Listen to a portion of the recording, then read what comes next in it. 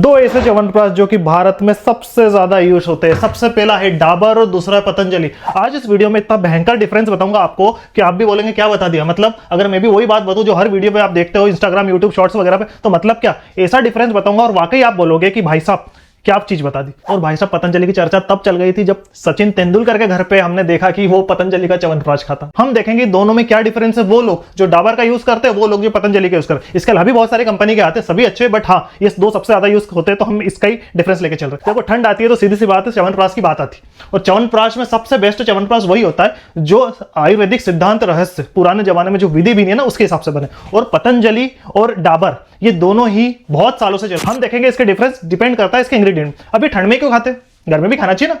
क्यों? रीजन ये है कि इसके अंदर जो जड़ी बूटी मिलती है ना, कहते हैं कि 12 महीने खाते हैं, बट भाई साहब ठंड में ही च्यवनप्राश खाया जाता है। गर्मी में खा लो या आड़े दिन खा लो ना तो फिर वो साला एसिडिटी और वो होने लग जाती।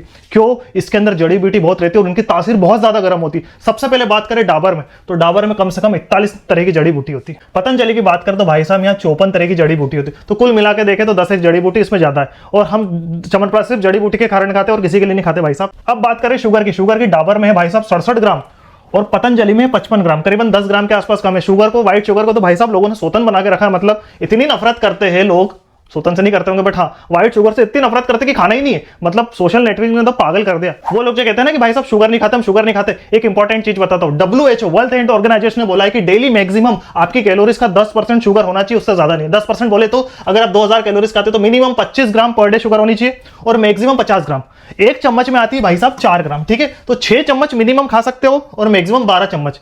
मतलब अगर आप सुबह शाम चाय भी पीते हो ना तो क्या 1-1 चम्मच शक्कर डालते हो? अरे भैया ठीक है डाल भी दी तो भी 3-4 बच जाएगी। और बहुत सारे उड़ते तिराते कि भैया हम तो गुड़ खाते हैं, गुड़ वाला। ये मैं आपको बता दूं 4 तरह की शुगर होती है। पहला होता है ग्लूकोज, दूसरा होता है फ्रुक्टोज, तीसरा होता है सुक्रोज और लैक्टोज। लैक्टोज वो जो दूध में पाई जाती, सुक्रोज वो जो कि हम व्हाइट शुगर, टेबल शुगर खाते हैं वो, फ्रुक्टोज वो जो कि फ्रूट से मिलती, और भाई साहब ग्लूकोज जो हमारे ब्लड शुगर में रहती। और यही कन्वर्ट होकर जाती है किसमें? आपके ग्लूकोज में। फिर आप गुड़ खाओ कि शक्कर खाओ कि फलाना खाओ, कोई फर्क नहीं पड़ता। डिपेंड करता है कि आपके इसमें आपकी बॉडी ग्लूकोज कितना कन्वर्ट कर रही है। तो मैक्सिमम 25 ग्राम ठीक है, 25-50 ग्राम। एक इंग्रेडिएंट सबसे इंपॉर्टेंट रहता है वो है आंवला, जिसके बिना भाई साहब च्यवनप्राश बनता ही नहीं। इसमें है 90 ग्राम डाबर में, बहुत अच्छी बात है। और दूसरा है पतंजलि में 42 ग्राम। मैं आपको बता दूं जो डाबर का ये वाला च्यवनप्राश है ना, जो नॉर्मल वाला देख रहे हो, ठीक है, ये एक्चुअली आंवला वाला है। पतंजलि का भी आंवला आता है बट ये केसर युक्त वाला है। स्पेशल आंवला प्राश नाम से लगाता है, बट देखे तो ठीक है करीबन इसमें पतंजलि में, सॉरी डाबर में, मतलब डाबर में ज्यादा है। घी की बात करें तो पतंजलि में करीबन 5 ग्राम घी मिला है गाय का। दूसरा, इसमें घी की मात्रा नहीं देखी रखी। प्रिजर्वेटिव की बात करें, प्रिजर्वेटिव मतलब जिससे च्यवनप्राश खराब नहीं होता, तो भाई साहब डाबर के अंदर स्पेशल लिखा हुआ है सोडियम बेंजोनेट, ठीक है। लेकिन पतंजलि में कोई भी इंग्लिश प्रिजर्वेटिव नहीं हो। लोग यहाँ खुश हो गए कि अरे डाबर में तो केमिकल है प्रिजर्वेटिव, पतंजलि में तो नहीं है। क्यों? क्योंकि शुगर, आंवला, घी और शहद ये नेचुरल प्रिजर्वेटिव का काम करते हैं और वो इंक्लूडिंग रहता है। अब सोडियम बेंजोनेट मिला है तो क्या इससे साबित होता है कि डाबर का च्यवनप्राश बेकार? नहीं, ठीक है। मैं दोगला नहीं हूं कि अभी मैं कह दूं कि भाई साहब ये अच्छा है और बाद में दूसरे पतंजलि किसी का प्रोडक्ट लेके आओ कि भाई साहब ये देखो इसमें प्रिजर्वेटिव ये अच्छा है। तो ऐसा नहीं है कि अभी मैं प्रिजर्वेटिव का बुरा बोलूं और बाद में अच्छा बोलूं। फोकट का दिखावा नहीं है। प्रिजर्वेटिव ठीक है भैया, कोई दिक्कत नहीं है, नुकसान नहीं करता, वेल टॉलरेटेबल। फिर भी अगर आप बिल्कुल ही 100% नेचुरल लेना चाहते हो तो पतंजलि उसमें एक पैमाने ऊपर है। और कुल मिला के देखें तो सिर्फ क्वालिटी वाइज में 19-20 फर्क है।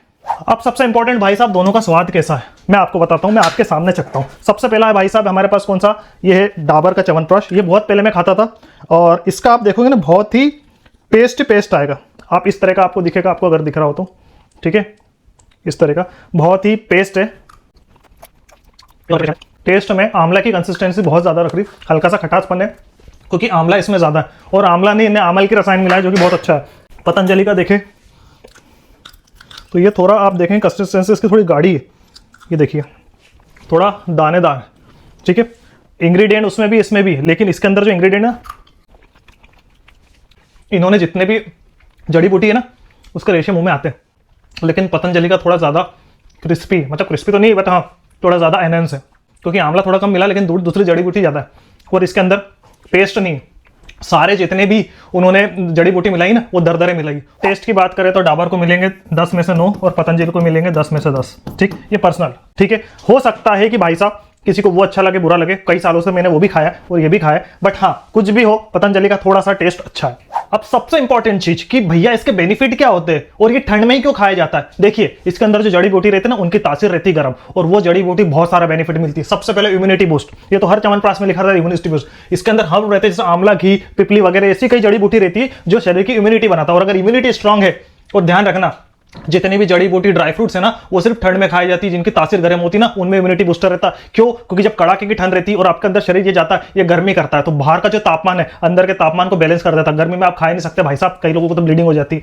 वायरल कफ कोल्ड, वो जिनको वायरल फीवर आता रहता है अक्सर सालों में, कई 2 बार 4 बार 6 बार, जरा जरा सा सर्दी जुकाम कफ, तो ये एक तरह का रेस्पिरेटरी काम भी करता है। क्यों? क्योंकि इसके अंदर ऐसी सारी हर्ब्स मिली है, 54 से ज्यादा हर्ब्स मिली है। 54 हर्ब्स आपके जो डाबर है उसमें तो 41 मिली, लेकिन हाँ इतनी जड़ी बूटी मिली कि ये आपको कुल मिला के आपका रेस्पिरेटरी सिस्टम, फेफड़े वगैरह, छाती, इनकी सारी समस्या को दूर करता है। तीसरा सबसे इंपॉर्टेंट वो है एंटीऑक्सीडेंट। भाई साहब अगर शरीर में एंटीऑक्सीडेंट है तो मान लेना कभी जीवन में आपको कैंसर नहीं होगा, कोई तरह की बीमारी नहीं होगी। एंटीऑक्सीडेंट के कारण ही हेयर फॉल होता है, स्किन की प्रॉब्लम होता है, सब दूसरे शरीर की प्रॉब्लम होती है। और सबसे बेस्ट एंटीऑक्सीडेंट रहता है आंवला, जो कि मेन इंग्रेडिएंट है भाई साहब च्यवनप्राश का। उसके बाद ये डाइजेस्टिव सिस्टम अच्छा करता है। वो लोग जिनका पेट की समस्या है, कौन सा, जिनको कब्ज होती रहती है, क्योंकि इसके अंदर इतनी सारी जड़ी बूटी मिली, आंवला, हरड़, बहेड़ा वगैरह, जो कि कब्ज, भूख नहीं लगती और पाचन, डाइजेशन के सिस्टम, और कुल मिला के जितने भी डाइजेस्टिव सिस्टम, मतलब आप खाते हो पेट में पचता है और आंतड़ियों में जाके खाना एब्जॉर्ब होकर जो निकलता है गंदगी, उस वाले सिस्टम को कहते हैं डाइजेस्टिव सिस्टम, जो कि च्यवनप्राश करता है। उसके बाद भाई साहब ब्रेन फंक्शन कहते हैं बच्चों को देना चाहिए। क्यों? बच्चों में दिमाग रहता है, बड़ों में नहीं रहना चाहिए।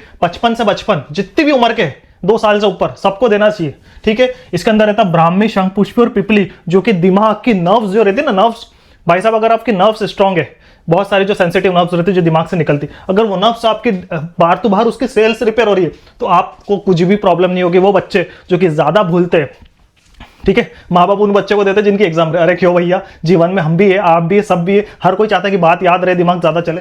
उसके बाद रहता भाई साहब एनर्जी और स्टेमिना रहता है। क्यों? क्योंकि इसके अंदर पाया जाता है घी। घी भाई साहब गाय का होगी, भैंस का हो, इम्यूनिटी स्ट्रांग वगैरह बढ़ाता है। उसका आंवला और हनी, ये चीज स्टेमिना, स्ट्रेंथ बढ़ाने के काम आता है। सातवां सबसे इंपॉर्टेंट, जो कि हर लोगों को पता होना चाहिए, इस पे ध्यान नहीं देता है, वो ब्लड प्यूरिफायर है। ब्लड को डिटॉक्स करता है। क्यों? इसके अंदर होता है हरी तिकी, बिबली और गिलोय, ये ब्लड प्यूरिफिकेशन का काम करता है। अगर आपका रेगुलर ब्लड प्यूरिफाई होगा, मतलब ये आपकी किडनी को अच्छे से करता है, और किडनी तो ब्लड को प्यूरिफाई करता है, तो किडनी हेल्थ के लिए भी बहुत अच्छा है। उसके बाद सबसे इंपॉर्टेंट आपका दिल। दिल भाई साहब, दिल की जो मांसपेशियां है, दिल हमारा पंप रहता है, क्या पंप, जो खून का बहाव ऊपर से नीचे, नीचे से ऊपर, ऊपर से नीचे, नीचे से ऊपर ले जाता है, ठीक है। तो कुल मिला के आंवला और कुछ ऐसी हर्ब्स होती है जो आपके दिल को ठीक करता है। साथ में कोलेस्ट्रॉल, जी हाँ, जो कि आपके नस नाड़ियों में थक्के जमे रहते हैं ना कोलेस्ट्रॉल, उनको भी हटाता है। और साथ में रिप्रोडक्टिव सिस्टम बहुत इंपॉर्टेंट, ठीक है। लड़कों हो तो टेस्टिस और लड़की हो तो ओवरिस, मतलब आपके नीचे अंडकोश जो लड़कों रहती है, और लड़कियों में जो टेस्टिस रहती है अंदर, ओवरीज के अंदर, सॉरी, लड़की में रहती है ओवरीज और लड़कों में रहती है टेस्टिकल्स, तो उन दोनों की उनकी ओवरऑल हेल्थ को करता है। मतलब टेस्टोस्टेरोन लेवल भी बढ़ाता है और एस्ट्रोजन लेवल भी बढ़ाता है।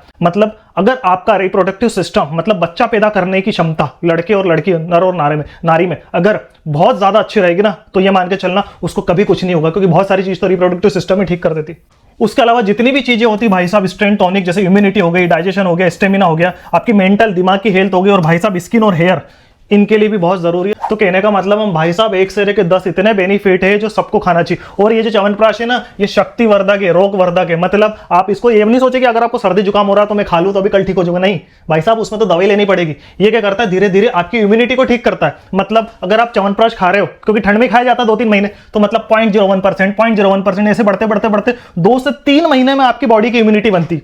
कोई मशीन तो ये नहीं कि फंसाया सॉफ्टवेयर हो गया ठीक, धीरे धीरे बनेगी। अब सबसे इंपॉर्टेंट है कि भाई साहब कई बार तो टेस्ट इतना लगता है कि खाए जाओ, ठीक है। कितना खाना और कब खाना, इसका सही समय है भाई साहब 1 चम्मच खाना, सुबह, शाम को नहीं खाना, क्योंकि शाम को खाते खाते अगर शाम को खाएंगे तो कई बार एसिडिटी हो जाती, क्योंकि इसके अंदर बहुत सारी जड़ी बूटी जो कि गर्म रहती। दूध के साथ या चाय के साथ, मैं यूं नहीं बोलूंगा कि चाय सेहत के लिए हानिकारक है, पीनी चाहिए, कोई दिक्कत नहीं। वो तो लोगों ने इंस्टाग्राम पे, यूट्यूब पे भ्रम कर दिया कि चाय बेकार। मैं इतने लोगों को जानता हूं, आप भी जानते होंगे, जो कि बूढ़े हो गए लेकिन कोई बीमारी नहीं, चाय पी रहे मस्त, मरे किसी और से, चाय से नहीं। तो अगर आप दूध के साथ मतलब 1 चम्मच खा लिया, उसके बाद दूध पी लिया, या 1 चम्मच खा लिया तो फिर चाय पी लिया, फिर कॉफी पी लिया, मतलब आपको इसके बाद कुछ ना कुछ होना चाहिए। दूसरा है आगे भाई साहब कि कौन नहीं खा सकता, ऐसा नहीं कि भैया कोई भी खा, जैसे खा तो सभी सकते ओवरऑल, बट वो लोग जो बच्चा 0 से 2 साल का, 1 दिन से लेकर 2 साल तक के बच्चों को नहीं देना चाहिए। देखो क्या है, उनकी है ना, बच्चों का डाइजेस्टिव सिस्टम, आंतड़ियां बहुत सिंपल, बहुत कमजोर रहती है, बनती है उस टाइम, ठीक है, तो उनको अच्छी डाइट दे, फल फ्रूट दे, नेचुरल और ठीक ठाक रखे। 2 साल के बाद ही देना है। दूसरा, जिनको टाइप 3 डायबिटीज शुगर हो, वो जो आजकल आ गए शुगर फ्री वाले, हम उसकी भी बात करेंगे, लेकिन वो जिनको बहुत ज्यादा टाइप 3 डायबिटीज है तो ये वाला नहीं ले सकते, वो शुगर फ्री जिसकी हम बात करेंगे। और तीसरा, जिनको हाई मेडिसिन चलती है, मतलब ऐसी मेडिसिन चलती है जो बहुत ज्यादा बीमार है, तो भाई साहब डॉक्टर की सलाह से लेना, वरना नॉर्मल डायबिटीज वाले, ब्लड प्रेशर वाले, जितनी भी दूसरी तरह की बीमारी वाले सब खा सकते हैं, इसमें कोई ऐसी नहीं, जड़ी बूटी है, नॉर्मल है। अब आते हैं कि भाई साहब दोनों में से कौन सा बेस्ट है। देखिए दोनों ही की अपनी अपनी रेस है, ठीक है, एक राम है और एक शाम है, चल रहे रेट भी लगभग दोनों के बराबर है, कोई दिक्कत नहीं।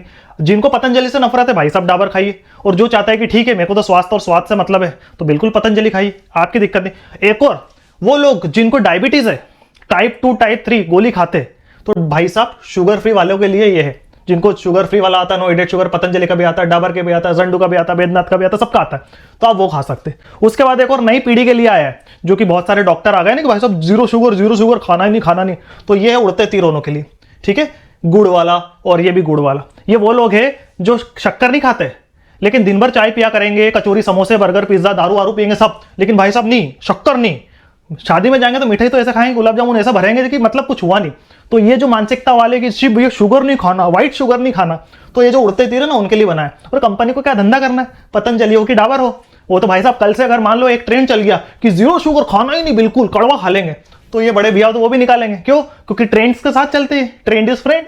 तो पतंजलि हो, डाबर हो, सब बिजनेस कर रहे हैं, और लोगों ने कहा भाई साहब गुड़ का निकालो, तो गुड़ निकाले। फिर आता है अपना रेगुलर, ठीक है, जिसमें शुगर है, ये सभी के लिए, ठीक है। तो ये जो ज्यादा होशियार बनते हैं उनके लिए गुड़ वाला, ठीक है, और जिनको वाकई दिक्कत है शुगर की, ये उनके लिए। और भाई साहब जिनको नहीं होना तो तुम्हारे हाथ जोड़ू, नॉर्मली खाओ, इन डॉक्टर और फॉक्टर के चक्कर में मत बनो। और मैं आपको एक बात कह दूं, क्या बहुत इंपॉर्टेंट बात कह रहा हूं, वो लोग कि भैया हम जो गुड़ खाते हैं, वो लोग कि भैया हम जो 0 शुगर खाते, वो लोग जो भैया शुगर फ्री खाते, उनको एक ही बात कहूंगा कि देखिए सिर्फ च्यवनप्राश बदलने से स्वास्थ्य नहीं बदलेगा, दिमाग में बिठा लो। स्वास्थ्य बदलता है आपके लाइफ स्टाइल से, डाइट से, एक्सरसाइज से, मेंटल हेल्थ से। अगर आप योगा कर रहे हो, एक्सरसाइज कर रहे हो, घूम रहे हो, डाइट का ध्यान रख रहे हो, तो बोले 10 गुलाब जामुन पे लो, आपका शरीर एडजस्ट कर लेगा। लेकिन सुबह उठ रहे हो, चाय पी रहे हो, हग रहे हो, काम पे जा रहे हो, शाम को आ रहे हो और कह रहे हो मैं शुगर नहीं खा रहा हूं, अरे बड़े भैया, तो तुम्हारा च्यवनप्राश भी काम नहीं करेगा। तो थोड़ा मोबाइल पे, इंस्टाग्राम, यूट्यूब में इन लोगों की वीडियो कम देखो, शरीर को चलाओ। अगर शरीर स्वस्थ रहेगा ना तो हर चीज पचा देगा। ध्यान रखना, अगर आप शरीर का ध्यान रखोगे तो शरीर आपका ध्यान रखेगा। हफ्ते में 3 से 4 दिन शरीर को दे दो, शरीर आपको 3 से 4 दिन बोलेगा जा जी ले तेरी जिंदगी, जो खाना हो खा, जो खाना हो पी, लेकिन शरीर का ध्यान रखना भी जरूरी है। फाइनल कंक्लूजन यही है साहब कि चाहे पतंजलि का हो कि डाबर का हो, दोनों खाओ, नॉर्मली खाओ। फोकट में गुड़ वाले शुगर फ्री खाने की, जिनको बहुत ज़्यादा डायबिटीज है तो वो खा सकते हैं, और फोकट में ये दिखावा करने की जरूरत नहीं हम गुड़ वाला खाते, ये खाते। गुड़ हो कि व्हाइट शुगर हो कि फ्रूट हो, मतलब ग्लूकोस हो, सुक्टोस हो, फ्रुक्टोस हो कि आपका लैक्टोस हो, ओवरऑल आपकी बॉडी में जाके इंसुलिन ही स्पाइक करता है। बशर्ते अगर आप एक्सरसाइज कर रहे हो, डाइट कर रहे हो, अच्छा खा रहे हो, शरीर को ध्यान रख रहे हो, तो कुछ भी खाओ, शरीर आपका ध्यान रखेगा। तो मेरी आपसे रिक्वेस्ट है, अगर आपको वीडियो अच्छी लगी तो इसको लाइक जरूर करें यार, और नीचे कुछ भी कमेंट कर दिया, ओके थैंक यू वाई, कुछ भी। उससे क्या होता है कि थोड़ा मुझे भी अच्छा लगता है कि शायद मैं जो इतनी मेहनत कर रहा हूँ, लोगों को ज्ञान दे रहा हूँ, तो उसको फायदा हो। और सबसे इंपॉर्टेंट, हमारा व्हाट्सएप ग्रुप बन चुका है, हेल्थ से रिलेटेड, हेल्दी टिप्स ट्रिक्स से रिलेटेड अपडेट उसमें डालता रहता हूँ। वैसे भी हम व्हाट्सएप पे सब हंसी मजाक वगैरह चलता रहता है, अगर कुछ ज्ञान की चीज मिल जाएगी तो क्या पड़ा है, ठीक है, हो सकता है किसी को कहीं काम पड़ जाए। तो नेक्स्ट हेल्दी वीडियो में जल्दी मिलेंगे, और च्यवनप्राश से रिलेटेड कुछ भी प्रॉब्लम है नीचे कमेंट जरूर करें। नेक्स्ट हेल्दी वीडियो में जल्दी मिलेंगे, तब तक के लिए bye bye, thank you very much.